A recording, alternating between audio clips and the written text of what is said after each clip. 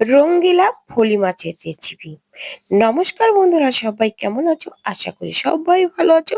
আমার পল্লীর জননী কুক সেন্টারে নতুন একটা পর্ব দেখার জন্য সবাইকে জানাই স্বাগতম। তোমরা তো ফলি মাছের রেসিপি খেয়েছো অনেক রকমের, তো আমি কিন্তু আজকে শেয়ার করব রঙ্গিলা ফলি মাছের রেসিপি। এই মাছ কিন্তু অনেকেই খেতে চায় না, কিন্তু এই মাছগুলো যে এত সুস্বাদু, আর এইভাবে রান্না করলে এত সুস্বাদু হবে খেতে, এত ভালো লাগবে যে যারা খেতে চায় না তারাও খেয়ে কিন্তু আঙুল চাটতে থাকবে। তার জন্য পুরো ভিডিওটা কিন্তু দেখতে হবে, আর স্কিপ করলে কিন্তু চলবে না। আজকে বাসায় মাছওয়ালা মাছ নিয়ে এসেছিল, তার কাছ থেকে আমি এই ফলি মাছগুলো নিয়েছি। এখানে ১.৫ কেজি মাছ আছে। তো আমি বড় বড় দেখে নিচ্ছিলাম, তো মাছওয়ালা বলছে যে বৌদি সব মাছগুলো নিয়ে নেন। তো ছোট বড় সবগুলোই মাছ নিয়েছি। আমি এই মাছগুলো দাম নিয়েছে ৬০০ টাকা। তো মাছগুলো দেখো, অফ ক্যামেরায় আমি সব মাছগুলো কেটে ধুয়ে পরিষ্কার করে নেব। তো এই যে দেখো, মাছগুলো সব কিন্তু কেটে ধুয়ে পরিষ্কার করা হয়ে গেছে, অফ ক্যামেরায় আমি কেটে নিয়েছি। তো এখন আমি এই মাছগুলো, কিছু মাছ আমি ফ্রিজে রেখে দেবো, আর আমি যেগুলো রান্না করব সেইগুলো এখন আমি ভালো করে লবণ হলুদ মাখিয়ে নেব। তো দেখো, এই যে দেখো, আমি সব পলি ব্যাগের ভিতরে দেখো আমি মাছগুলো তুলে নিলাম, এবার ফ্রিজে রেখে দেবো। আর এই মাছগুলো আমি রেখেছি আমি রান্না করার জন্য। তো এখন লবণ হলুদ মাখিয়ে নেব। মাছের ভিতরে দেখো দিয়ে দিলাম পরিমাণ মতো লবণ। লবণটা কিন্তু পরিমাণ মতো দিতে হবে, কম থাকলে মাছে লবণ খেতে ভালো লাগবে না, বেশি হলে কিন্তু লবণ পুড়ে যাবে। তো দিয়ে দিলাম দেখো পরিমাণ মতো হলুদের গুঁড়ো দিয়ে। আমি হাতটা ভালো করে পরিষ্কার করে ধুয়ে এসেছি, তো এই জন্য আর মাছে হাত দিতে ইচ্ছা করলো না। তাই দেখো আমি এই যে খুন্তি দিয়ে এইভাবে একটু ভালো করে লাগিয়ে নিলাম। আমার মতো কে কে অলস আছো একটু কমেন্ট করে জানিও।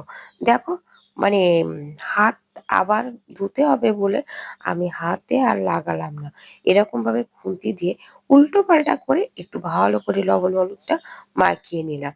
এবার চলে যাব ভাজার জন্য। তো দেখো, কড়াইতে তো তেল দিয়েছি গ্যাসের উপরে দিয়ে।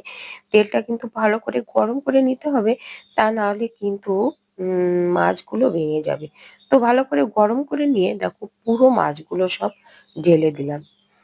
দিয়ে এবার দেখো, প্রথমেই মাছগুলো দিয়ে এইভাবে দেখো উল্টো পাল্টা করে আমি সমস্ত মাছের গায়ে তেলটা লাগিয়ে নেব, নিয়ে মাছগুলো ভেজে নেব। এতগুলো মাছ দেওয়ার পরে তেলটা কিন্তু একটু নরম হয়ে যায়। তো দেখো, প্রথম চান্সে কিন্তু এবার উল্টে পাল্টে যদি মাছের গায়ে তেল লাগানো হয় না, মাছগুলো কিন্তু ভাঙে না। তো দেখো, আমি এবার মাছগুলো উল্টো পাল্টা করে ভেজে নেব। অনেকগুলো মাছ কিন্তু এভাবে ভাজলে কিন্তু ভাঙে না, বিশেষ করে তেলটা ভালো করে গরম করে নিতে হয়। তো দেখো, এ সময় আমি গ্যাসের আঁচটা মিডিয়ামে রেখে ভেজে নিলাম। তো দেখো, মাছগুলো সবগুলো উল্টো পাল্টা করে আহ মাছগুলো ভাজা হয়ে গেছে, তো আমি এখন মাছগুলো তুলে নেব।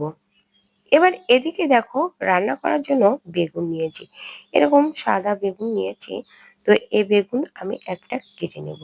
তো দেখো, বেগুনগুলো আমি কেটে নিয়েছি, একটা বেগুন কেটে নিয়েছি, আর এদিকে পেঁয়াজ নিয়েছি, আলু নিয়েছি, আর নিয়েছি বিট কপি, আর নিয়েছি গাজর আর টমেটো। তো দেখো, আমি এবার এই বেগুনগুলোতে আমি একটু লবণ হলুদ মাখিয়ে নেব। যেহেতু বেগুনগুলো আগে থেকে যদি লবণ ও হলুদ মাখানো যায়, তো বেগুনগুলো কিন্তু ভেজে নেওয়ার সময় কিন্তু তেল খুব কম লাগে। তো এই জন্য রান্না করার আগে কিন্তু লবণ হলুদটা মাখিয়ে নিতে হবে। তো দিয়ে দিলাম দেখো পরিমাণ মতো লবণ দিয়ে একটু এইভাবে একটু মেখে নিচ্ছি সারা গায়ে। তো তারপরে দিয়ে দিলাম হলুদ। হলুদ দিয়েও আমি এর গায়ে মাখিয়ে নেব। তো যেহেতু নাম দিয়েছি রঙ্গিলা ফলি মাছের রেসিপি, তার জন্য কিন্তু আমি একটু বিট কপি নিয়েছি আর গাজর নিয়েছি। তো এই বিট কপি আর গাজর দিয়ে রান্না করলে কালারটা কিন্তু সুন্দর হবে, আর আমার এখানে কোনো কালার, ফুড কালার ব্যবহার করা লাগবে না। তো দেখো, বেগুন নিয়ে কিন্তু লবণ হলুদটা ভালো করে মাখানো হয়ে গেছে। মাছগুলো তুলে নিয়ে এই মাছের যে ভাজা তেল রয়েছে এই তেল দিয়ে কিন্তু আমি বেগুনগুলো ভেজে নেব।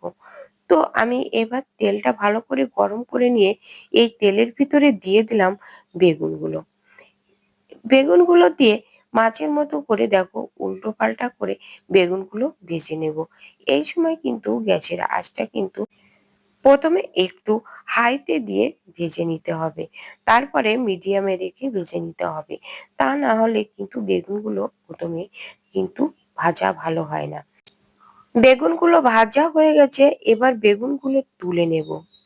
এই যে দেখো সব বেগুনগুলো তুলে নিয়েছি, কিন্তু দেখো বেগুন ভাজার পরেও দেখো কত তেল কিন্তু থেকে গেছে, কিন্তু খুব তেল কিন্তু আমি লাগেনি কিন্তু বেগুন ভাজতে।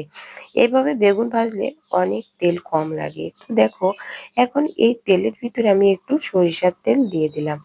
এই রান্নাটা আমি সরিষার তেল দিয়ে করব। তো এবার দেখো তেলের উপরে দিয়ে দিলাম কালো জিরে ফোড়ন দিয়ে পেঁয়াজ কুচি দিয়ে দিলাম। পেঁয়াজ কুচিটা একটু ভাজা ভাজা করে নেব। তো এবার এই পেঁয়াজের ভিতরে দিয়ে দেব আলু।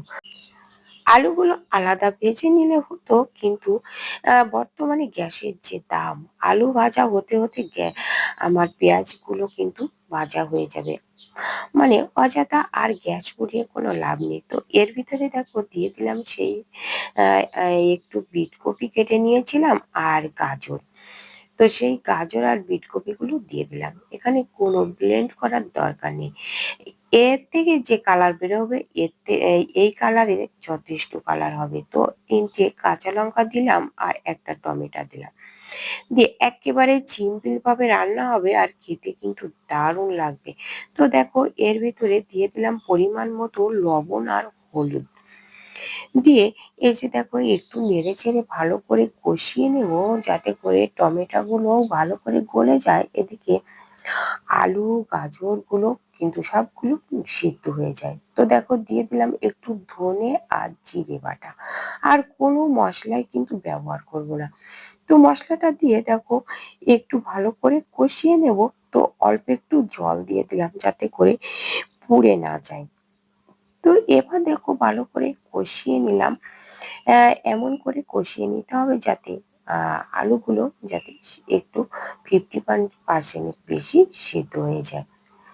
তো দেখো গ্যাসের আঁচটা কিন্তু একেবারে মিডিয়ামে রেখেই মানে লোতে রেখে কিন্তু এই মশলাটা কষিয়ে নিতে হবে। দেখো কষানো হয়ে গেছে, তো পরিমাণ মতো জল দিয়ে দিলাম।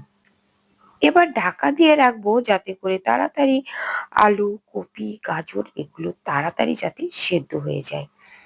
তো দেখো ঢাকনা খুলে নিলাম। আমার সবজিগুলো কিন্তু সেদ্ধ হয়ে গেছে। তো এইবার দিয়ে দেবো বেগুনগুলো। যেহেতু বেগুনগুলো আগে ভাজার সময় সেদ্ধ হয়ে গেছে, তো বেগুনগুলো দিয়ে দেখো একটু নেড়ে-চেড়ে আমি এবার কিন্তু মাছগুলো দিয়ে দেবো। তো মাছগুলো দিয়েও কিন্তু ভালো করে একটু ফুটিয়ে নিয়ে তো নামিয়ে নিলে কিন্তু আমার হয়ে যাবে। এর ভিতরে আমি আর কোনো মশলাই কিন্তু আমি ব্যবহার করব না। যেহেতু আমরা প্রতিদিন দৈনন্দিন খেতে গেলে কিন্তু অত তেল মশলা কিন্তু খাওয়া চলে না। আমি ঘরোয়া যেটা রান্না করি সেটাই কিন্তু তোমাদের সাথে শেয়ার করি। তো বন্ধুরা আজকের ভিডিওটা তোমাদের কাছে কেমন লেগেছে কমেন্ট করে জানাতে কিন্তু ভুলো না। একটা লাইক দিতে ভুলে গেলে একটা লাইক করে দিও। আর নতুন বন্ধুরা আমার চ্যানেলটা সাবস্ক্রাইব করে পাশে থাকা বেল আইকনটিতে ক্লিক করে রেখো, তাহলে পরবর্তী ভিডিও আপলোড হলে নোটিফিকেশন পেয়ে যাবে। গ্যাসটা বন্ধ করে নামিয়ে নিয়েছি, দেখতে কত সুন্দর হয়েছে। একটু ঠান্ডা হলে দেখো কত সুন্দর কালারটা হয়েছে। একেবারে কোনো ফুড কালার ছাড়াই কিন্তু আমার কালারটা কত সুন্দর এসেছে। তো রেডি হয়ে গেছে রঙ্গিলা ফলি মাছের রেসিপি। তো আজ এ পর্যন্ত, দেখা হবে পরবর্তী ভিডিওতে। ততক্ষণে তোমরা ভালো থেকো, সুস্থ থেকো। নমস্কার বন্ধুরা।